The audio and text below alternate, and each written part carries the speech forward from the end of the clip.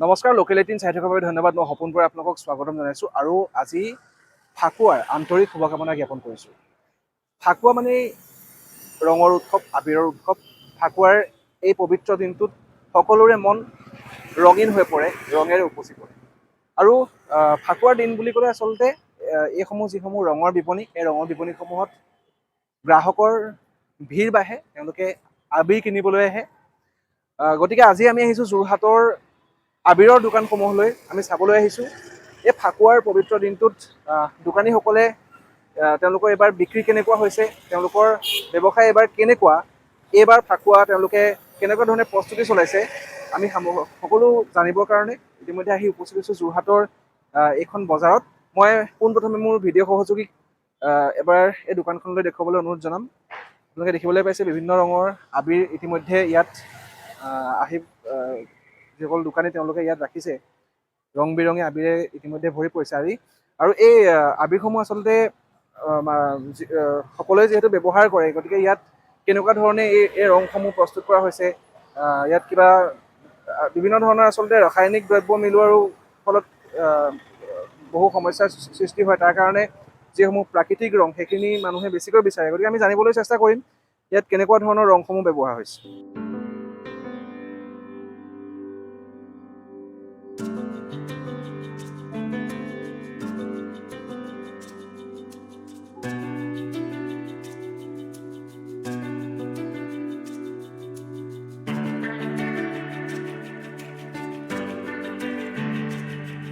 ফাকুৱা বজাৰ বেয়া নহয়, ফাকুৱা বজাৰ ভালেই চলি আছে।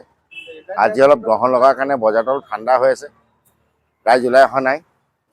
আশা কৰিম গ্ৰহণ ভঙাৰ পিছত ৰাইজ ওলাই আহিব, বজাৰ ভাল হ'ব সন্ধিয়া।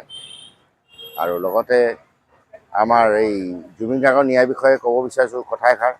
ন্যায় পলম হৈছে। সমূহ ৰাইজেই বাট চাই আছে যে তেখেতৰ ন্যায় সোনকালে হওক, বিচাৰ পাওক। তেতিয়া মনত আৰু ৰাইজৰ আনন্দ পাবহি।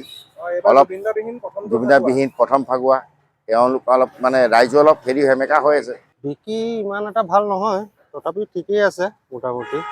যিটো যোৱা বছৰ যিটো হিচাপত হ'ব লাগিছিলে সেইটো হিচাপত হোৱা নাই।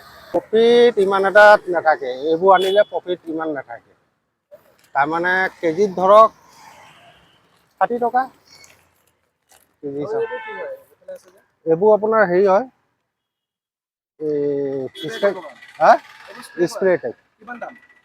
এইটো আছে আপোনাৰ 1200 টকা দিয়া দামটো, আৰু এইটো আছে 2000 টকা দিয়া দামটো।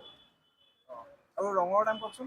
ৰঙৰটো এইটো এনে পোৱা 50 টকাকৈ বিকি আছোঁ খোলাটো, আৰু পেকেটিং আছে এইবোৰ আছে 30 টকা।